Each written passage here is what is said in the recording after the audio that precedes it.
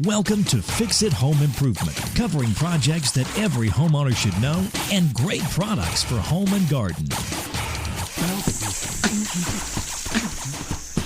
Hi, I'm JC, and this is where we share weekly home improvement tips. I'm here with my co-host, Cindy. Hello, JC. Hi, Cindy. This week we're going to talk about Cork Flooring, and we'd like to thank Cindy Petrinoff for liking and sharing our latest ebook. It's called Home Improvement Solutions, What Every Homeowner Should Know, Book 15, and you can download a copy on Amazon. We'd also like to thank Mike Luoma from the Glow in the Dark radio podcast for mentioning our podcast, and Mike reads his science fiction stories on his podcast. There's historical evidence that dates back as far as 3000 BC that the ancient Egyptians and Greeks used cork. The ancient Romans used cork for flooring, and they used cork to insulate heated water pipes. Some of the first life jackets used cork. Pliny the Elder, the Roman historian, wrote about cork. He said, cork tree bark is used for drag nets, stoppers for containers, and winter shoes for women. But he didn't like the acorns that it produced. Where does cork come from? It comes from the bark of the Cork Oak tree, which is made up of dead cells that build up on the surface of the tree's trunk. I spoke to Wicanders. It's Wicanders. They make cork flooring. Mm-hmm. They said the Cork Oak tree has to be 25 years old before it can be harvested for cork the first time. Then cork can be removed every 9 years.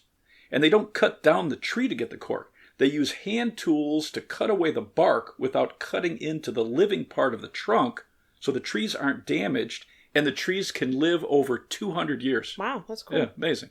There's a tree in Portugal that's registered in the Guinness Book of World Records as the largest cork oak. It's 53 feet tall.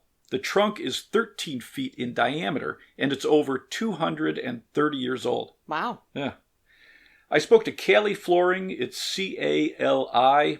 They said a big part of the cork business is using the full pieces of cork to cut out stoppers for the wine industry. Mm-hmm. And then what's left over from these pieces is used for cork flooring and other products, so nothing's wasted. Oh, that's cool. Wicanders says some of the key characteristics of cork is it's lightweight, it's elastic, it's compressible and resilient. It has a honeycomb-like structure that holds air in the millions of airtight cells per cubic inch. Cool. Because it's made up of these air-filled cells, it's a great insulator. It keeps the flooring cooler in summer and warmer in the winter, and it deadens sound. They say it reduces walking sounds 50% compared to walking on laminate flooring. And because the cells compress, it feels softer than other types of solid flooring. Cork is mold and mildew resistant, and it's considered hypoallergenic. What does that mean? It's less likely to trigger an allergic reaction in people who suffer from allergies. Mm-hmm. And if you have allergies and don't want carpet, cork flooring can be more comfortable than hardwood or laminates. What are the disadvantages? So cork can fade over time from sunlight.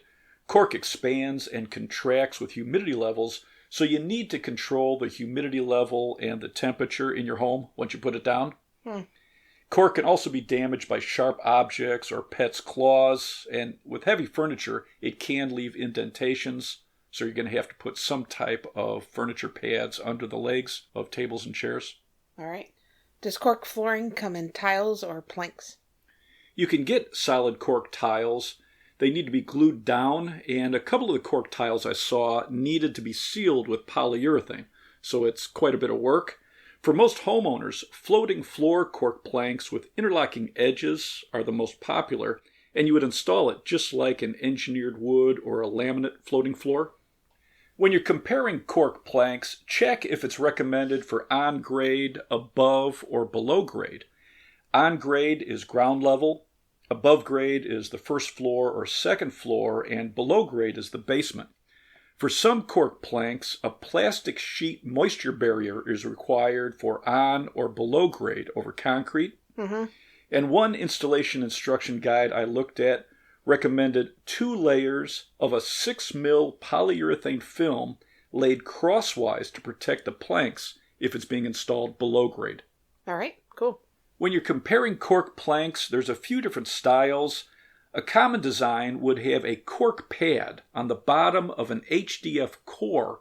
The core is going to have your tongue and groove system. The top layer would be cork that's fused together with resins, and it's sealed with a clear coat on top. Or you could have that top layer of cork covered by a thin, solid cork veneer with a seal coat over that. Or you could have a decorative photo layer above that top cork to make it look like wood or stone, and then that's covered with a clear seal coat. And that's similar to what they do with laminate flooring. Right. For cork planks that have an HDF core, you wouldn't install it in a damp area like a bathroom, a laundry room, or a basement. What is HDF? HDF is high density fiberboard. This is made from recycled wood. Ground sawdust is mixed with resins, and then they compress it into the planks. Oh, are you excited about Yeah, that? well, it's cool. It's very strong. It's durable, but you wouldn't want to expose it to damp conditions for long periods. So you can get waterproof cork planks that use a waterproof composite core, and now it can be installed in any level of the home or in any room. All right. Look for low VOC certifications when you're comparing cork planks. Wicanders says their cork flooring is compliant with the strictest indoor air quality standards. They test for more than 2,000 potential chemicals. And they recommend look for Green Guard or Green Guard Gold certifications. A Green Guard certification means it has low chemical emissions for better indoor air quality, so low VOCs. Green Guard Gold is more strict. The product is tested for more than 10,000 chemicals that could contribute to poor indoor air quality. If you see CARB 2, C-A-R-B, and the number 2, this certifies that it has low formaldehyde levels. And there are different types of certifications from other countries, and it'll be listed on the packaging. Cool. Compare the type of seal coat and its warranty. One seal coat I saw was called Wear Top HPC, and HPC is short for High Performance Coating. They say it uses nanoparticle urethane resins. It's elastic, impact, and chemical resistant. And this one said it was solvent-free and environmentally friendly. Another plank I looked at said the seal coat uses a high-resistance, high-elastic resin with nanoparticles, and it has a limited lifetime warranty. It never has to be resealed. Cool. So the seal coat, or the top coat, is an important part of your plank. Right. The best place to shop for cork flooring is online, at least if you live in the Chicagoland area. We went to the home centers around us, and none of them had samples in the store. The salesperson at Lowe's went online for us, and there were only 5 styles that they carry. The salesperson at Home Depot went online. They only had 3 styles. And at Menards, they only had 1 style of cork flooring. Another thing to compare is the level of use class. This is how durable the flooring is. For residential flooring, Class 21 is for moderate traffic, Class 22 is for general traffic, and Class 23 is for heavy traffic. Class 21 flooring is recommended for bedrooms or a dining room. Class 22 is recommended for kids' rooms, living rooms, or entrance areas. Class 23 is recommended for kitchens, living rooms, hallways, offices, and entryways. Cool. Check if an underlayment is recommended. The planks I looked at all had integrated cork pads on the bottom of the plank, which makes installation a lot easier. Right. Read the warranty from the manufacturer and what it covers, and check the maintenance requirements, which is a good guide to how to care for the flooring. When I spoke to Callie and Wicanders, they both said that they'll send out samples of cork flooring so you can compare the styles and what they look like. Well, that's nice. Installing a floating floor with cork planks is the same as a floating floor with engineered wood or laminate planks. Read the instructions for your type, but in general, you would put the unopened boxes in the room where they're going to be installed for 2 or 3 days so they can acclimate. Right. The humidity level should be between 35 and 65%, and the temperature between 60 and 80 degrees Fahrenheit. Cork planks can be installed over most hard, smooth flooring. So not carpet? Right. You're going to need a tape measure, a pencil, and spacers so the planks are set back from walls, cabinets, or any vertical objects. A couple Cork flooring instruction manuals I read recommended 3/8 inch spacers. And you're going to undercut door jambs and casings so you can slide the planks under it. So you'll need a pull saw or an oscillating multi-tool. When I spoke to Wickanders, the sales manager said it's important that the jambs are cut up properly and not causing the floor to bind. Cork needs space to expand and contract. He said he's seen a lot of failures related to this. If the cork can't expand, the floor will start lifting 2 or 3 planks away. Wow, Pretty that's wild. terrible. Yeah. You're also going to need a circular saw or a sliding miter saw to cut the planks, a tapping block and a rubber mallet or hammer, and a pull bar. All right. I got some care and maintenance tips from Cali Flooring. Cool. They said for general cleaning, dry or damp mop the flooring as needed. They recommend Bona stone tile and laminate floor cleaner or something similar. And Bona is B-O-N-A. They say never use a steam mop or a wet mop. The water can cause damage to the flooring, and the heat from a steam mop can dull the finish. If you have a spill, get it up immediately with a dry towel or a dry mop, and keep the humidity range between 35 and 65% and the temperature between 60 and 80 degrees Fahrenheit all year. Vacuum or sweep the floor with a broom or a dust mop routinely to remove dirt, sand, or grit.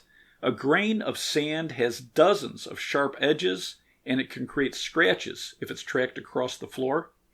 Don't use vacuums that use a beater bar or turn the beater bar off. Brush or felt vacuum heads are recommended as opposed to a hard head.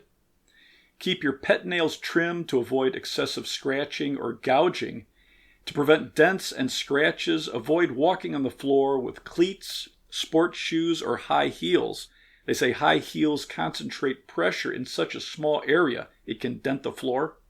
To prevent indentations and scratches, remove small diameter ends from furniture legs and replace it with felt-tipped, non-staining floor protectors with a surface area of no less than 1 inch in diameter. And if you have heavier furniture or wider legs, a wider felt pad is better. And if you have rolling furniture, use soft rubber casters with a diameter of at least 2 inches. Use interior and exterior doormats at entrances to help prevent dirt and moisture from being tracked onto the floor. Didn't we do an episode on doormats? Yeah, a fantastic episode on that. Seems like a long time ago. Yeah. And the best is just not wearing shoes on your flooring. Right. If you do use a rug inside, they recommend a breathable rug. Don't use rugs with solid rubber, latex, or vinyl backings, because that could damage the finish. Limit direct sunlight on your flooring by using curtains and blinds. Abrasive or harsh chemicals shouldn't be used to clean your flooring. Never use any of the following: mineral spirits, paint thinner, acetone, ammonia-based cleaners, acrylic finishes, wax-based products, detergents, bleach, polishes, oil soap, abrasive cleaning soaps, or acidic materials like vinegar. And never apply wax treatments to the flooring. Good to know. Some top-rated Cork flooring companies are Wickanders, it's Wicanders, Amarim, it's Amorim, and they're the parent company of Wickander. They've been around since 1868. Wow. Cali Flooring, it's C-A-L-I. Globus Cork, Globus, capital C-O-R-K. We Cork, it's capital W, capital E, and then capital C-O-R-K. And APC Cork, it's the letters A, P, and C, and then capital C-O-R-K. Do you have anything else to add? We'd like to thank Wickanders and Cali Flooring for helping us with this episode. Cork Flooring is an interesting alternative if you're looking at solid flooring. Let's wrap this up. You can subscribe to the podcast on your favorite podcast app. If you enjoyed it, please leave us a review. You can check out our home improvement videos on our YouTube channel, Fix It Home Improvement. And you can subscribe to that as well. You can download our ebooks, Home Improvement Solutions, What Every Homeowner Should Know, books 1 through 15 on Amazon. If you enjoyed it, please leave us a 5-star rating and review. You can email us at fixitpodcast@gmail.com. You can follow Cindy on Twitter @FixitCohost, and you can follow us on Instagram, Fixit Home Improvement. Thank you for listening. Talk to you next week.